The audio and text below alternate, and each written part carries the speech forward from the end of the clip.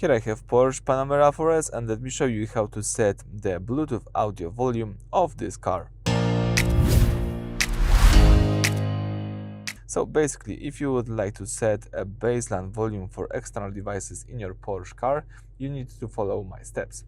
So at the very beginning, let's start by using this home screen. Then let's use this left bar to scroll down and select here sound.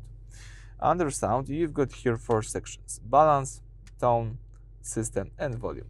Let's choose volume, and then let's scroll down to choose Bluetooth audio.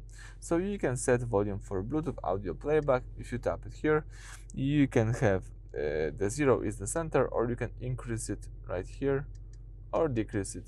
It depends on your choices. So you can, if you have the Bluetooth connected, you can set this Bluetooth audio volume. So for example, if your phone sounds too quiet compared to the radio, you can increase this number to level them out. So that's it for this video. Thank you for watching. Please subscribe to our channel and leave thumbs up.